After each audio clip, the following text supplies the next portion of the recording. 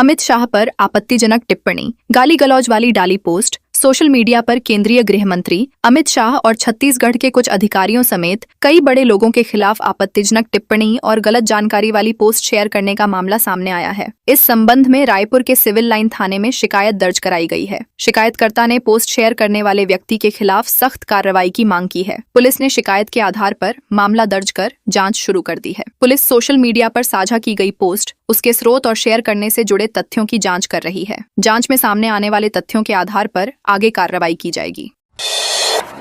एक पेज लिखा तो 55, पूरी कॉपी पर 10 नंबर। छत्तीसगढ़ लोक सेवा आयोग की 2003 की भर्ती परीक्षा में कथित गड़बड़ी का मामला 23 साल बाद फिर चर्चा में है। जोगी शासनकाल में हुई इस भर्ती में डिप्टी कलेक्टर और डीएसपी जैसे महत्वपूर्ण पदों पर चयन को लेकर सवाल उठे थे। अब आर्थिक अपराध अन्वेषण ब्यूरो यानी EOW इस मामले में जल्द कोर्ट में चालान पेश करने की तैयारी कर रहा है। बताया जा रहा है कि 15 से ज्यादा प्रशासनिक अधिकारी जांच के दायरे में हैं। आरोप है कि मुख्य उत्तर पुस्तिकाओं की जांच और अभ्यर्थियों को दिए गए अंकों में गड़बड़ी हुई। स्केलिंग सिस्टम में कथित हेरफेर से कुछ उम्मीदवारों को फायदा पहुंचने के आरोप भी हैं।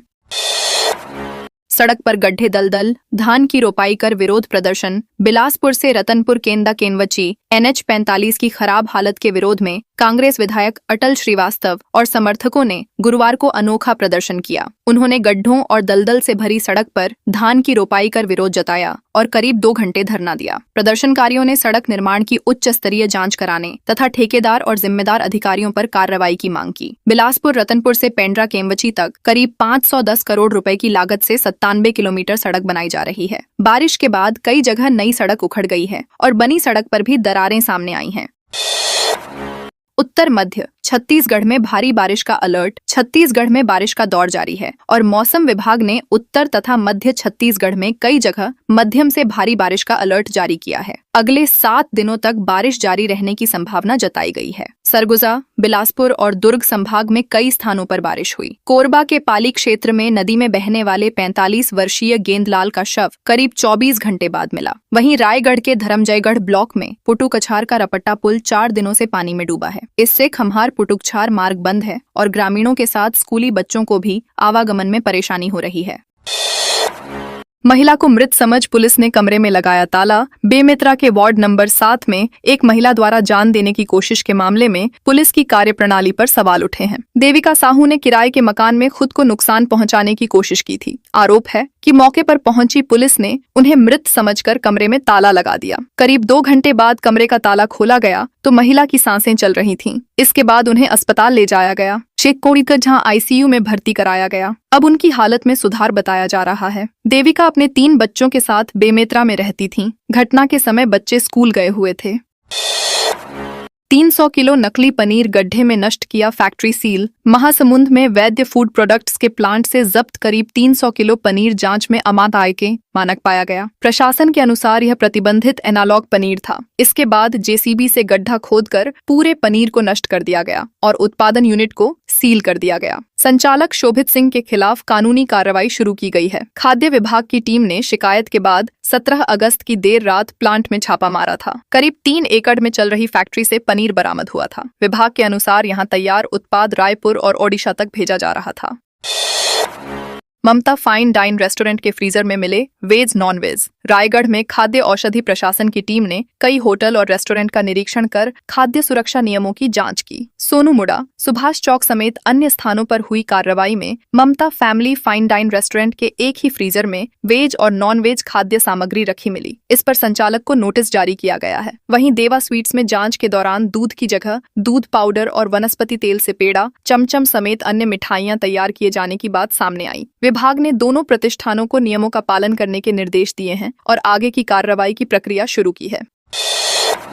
बिलासपुर रेलवे स्टेशन में 21 किलो गांजा जब्त। बिलासपुर रेलवे स्टेशन पर GRP और RPF की संयुक्त टीम ने कार्रवाई करते हुए एक महिला और पुरुष को गिरफ्तार किया है। दोनों के पास से 2 बैग में 21.58 किलो गांजा बरामद हुआ, जिसकी अनुमानित कीमत करीब 10,50,000 रुपए बताई गई है। पुलिस को मुखबिर से सूचना मिली थी कि प्लेटफॉर्म नंबर 4-5 के हावड़ा छोर स्थित ओवरब्रिज के नीचे दोनों संदिग्ध मौजूद हैं। सूचना पर टीम ने घेराबंदी कर उन्हें पकड़ा। आरोपियों की पहचान बिहार के पश्चिम चंपारण निवासी संगीता मिश्रा और सुशील मिश्रा के रूप में हुई। तलाशी में दोनों बैग से गांजे के 10 पैकेट बरामद किए गए। रायपुर में ट्रैफिक सुधारने कई जगहों पर लगेंगे सिग्नल। रायपुर कलेक्टोरेट में police commissioner doctor Sanjeev Shukla और कलेक्टर डॉक्टर गौरव सिंह की अध्यक्षता में जिला सड़क सुरक्षा समिति और एनसीऑर्ड की बैठक हुई। बैठक में शहर और ग्रामीण क्षेत्रों की यातायात व्यवस्था सुधारने तथा सड़क सुरक्षा बढ़ाने पर चर्चा की गई। वीआईपी रोड पर नो पार्किंग, गति सीमा, रॉन्ग साइड से बचने और सावधान क्रॉसिंग जैसे संकेतक बोर्ड लगाने का प्रस्ताव रखा गया। श्रीराम मंदिर तिराहा से मंदिर तक अस्थायी डिवाइडर को स्थायी करने पर भी विचार हुआ। तेलीबांधा चौक से किंग्सवे होटल रोड तक डिवाइडर, तेलगानी नाका क्षेत्र में गैरेजों के विस्थापन और जरूरत के अनुसार सर्विस रोड चौड़ी करने के प्रस्तावों की भी समीक्षा की गई। मनेंद्रगढ़ के मेट्रो हॉस्पिटल में ऑपरेशन के बाद महिला की मौत। मनेंद्रगढ़ के मेट्रो हॉस्पिटल में ऑपरेशन के बाद 35 वर्षीय महिला नीतू सिंह की मौत का मामला सामने आया है। परिजनों ने अस्पताल प्रबंधन पर इलाज और ऑपरेशन में लापरवाही का आरोप लगाते हुए सिटी कोतवाली में शिकायत दर्ज कराई है। मृतिका के पति के अनुसार सिरौली निवासी नीतू सिंह को पेट दर्द की शिकायत के बाद अस्पताल में भर्ती कराया गया था। डॉक्टरों ने जांच के बाद गर्भाशय के ऑपरेशन की सलाह दी। ऑपरेशन के बाद नीतू को होश नहीं आया और उनकी तबीयत लगातार बिगड़ती गई। परिजनों ने मामले की जांच और अस्पताल के खिलाफ कार्रवाई की मांग की है। राजनांदगांव कलेक्टर ने छुरिया इलाके का किया दौरा। राजनांदगांव कलेक्टर जितेंद्र यादव ने छुरिया विकासखंड के कई गांवों का दौरा कर सरकारी योजनाओं और विकास कार्यों की स्थिति का जायजा लिया। उन्होंने आंगनबाड़ी, स्वास्थ्य केंद्र, बुनकर समिति और ग्रामीण विकास से जुड़े कार्यों का निरीक्षण किया। कल्लू बंजारी के आंगनबाड़ी केंद्र में कलेक्टर ने बच्चों के पोषण और उपलब्ध सुविधाओं की जानकारी ली। यहाँ एक बच्चा मध्यम कुपोषित मिला, जिस पर उन्होंने नियमित निगरानी और फॉलोअप के निर्देश दिए। उन्होंने वजन, त्योहार और बाल विकास से जुड़े कार्यक्रमों की भी समीक्षा की। अधिकारियों को निरीक्षण के दौरान सामने आई कमियों में जल्द सुधार करने के निर्देश दिए गए।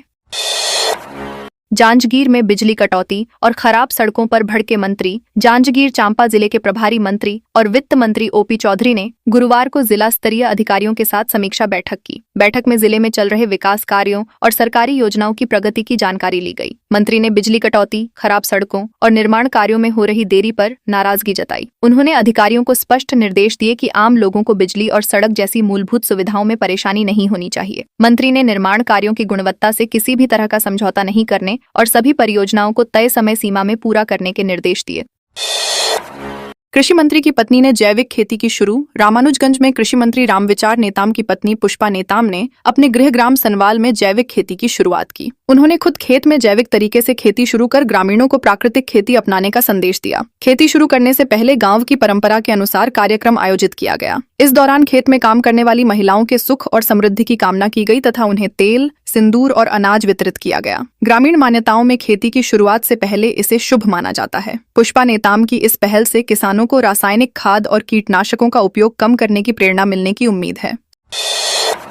सुकमा में उफनता नाला पार कर अड़लमपल्ली पहुंचे एसपी। सुकमा में माओवाद के खिलाफ अभियान के बाद अब पुलिस अंदरूनी गांवों तक पहुंचकर ग्रामीणों से सीधे संवाद कर रही है। गुरुवार को एसपी मयंक गुर्जर और एसपी रोहित शाह भारी बारिश के बीच नदी नाले पार कर पोलमपल्ली क्षेत्र के अड़लमपल्ली गांव पहुंचे। निवा दुवड़ते यानी पुलिस तुम्हारे द्वार पर अभियान के तहत अधिकारियों ने ग्रामीणों की समस्याएं सुनी और बच्चों को पढ़ाई की सामग्री बांटी। ग्रामीणों ने बताया कि माओवाद खत्म होने के बाद गाँव में विकास कार्य तेजी से हो रहे हैं। हालांकि उन्होंने सड़क, पुल पुलिया और आवागमन से जुड़ी समस्याएं भी अधिकारियों के सामने रखीं। कोंटा में प्रशासन ने बाढ़ से निपटने के लिए मॉक ड्रिल भी की। 25 अगस्त को शिक्षकों की टेट मुक्ति रैली। छत्तीसगढ़ शिक्षक संघर्ष मोर्चा ने 25 अगस्त को प्रदेश भर में टेट की और टेट मुक्ति रैली निकालने का ऐलान किया है। रैली में सहायक शिक्षक और व्याख्याता शामिल होंगे और सभी जिलों में कलेक्टोरेट तक मार्च किया जाएगा। वहां मुख्यमंत्री, शिक्षा मंत्री, शिक्षा सचिव और डीपीआई के नाम कलेक्टर व डीईओ को ज्ञापन सौंपा जाएगा। रैली की तैयारियों को लेकर 22 और 23 अगस्त को जिलों में टीईटी प्रभावित शिक्षकों के साथ बैठकें आयोजित की जाएंगी। मोर्चा के संयोजकों का कहना है कि बिलासपुर जिले में करीब 4100 और पूरे बिलासपुर संभाग में लगभग 19,000 सहायक शिक्षकों व शिक्षकों के लिए टीईटी की अनिवार्यता का मुद्दा है। बस इंतजार कर रहे 3 लोगों से 6 किलो गांजा जब्त। कोंडागांव जिले के चिखलपुटी नए बस स्टैंड पर पुलिस ने गांजा तस्करी के खिलाफ कार्रवाई करते हुए 3 संदिग्धों को पकड़ा। पुलिस को सूचना मिली थी कि 3 लोग रायपुर जाने वाली बस का इंतजार कर रहे हैं और उनके पास गांजा है। टीम ने मौके पर घेराबंदी कर तीनों को हिरासत में लिया। तलाशी के दौरान उनके पिट्ठू और हैंडबैग से गांजे के 3 पैकेट बरामद हुए। कुल 5.980 किलो गांजा मिला, जिसकी अनुमानित कीमत करीब 59,800 रुपए बताई गई। पुलिस ने 2 वयस्क आरोपियों को गिरफ्तार कर जेल भेज दिया, जबकि नाबालिग को किशोर न्याय बोर्ड के सामने पेश किया गया। कुंदन कुमार बने कांकेर के 23वें कलेक्टर। भारतीय प्रशासनिक सेवा के 2014 बैच के अधिकारी कुंदन कुमार ने कांकेर जिले के 23वें कलेक्टर के रूप में पदभार ग्रहण किया। पदभार संभालने के बाद उन्होंने जिले के वरिष्ठ अधिकारियों और कर्मचारियों से परिचय प्राप्त किया। उन्होंने कहा कि शासन की योजनाओं का प्रभावी क्रियान्वयन उनकी पहली प्राथमिकता होगी। उनका उद्देश्य सरकारी योजनाओं का लाभ जिले के अंतिम छोर पर रहने वाले लोगों तक पहुँचाना है। नवपदस्थ कलेक्टर ने जिला स्तरीय अधिकारियों को निर्देश दिए कि कांकेर योजनाओं के बेहतर क्रियान्वयन में अग्रणी रहे। उन्होंने अधिकारियों और कर्मचारियों से टीम वर्क, आपसी समन्वय और जिम्मेदारी के साथ काम करने की अपील की।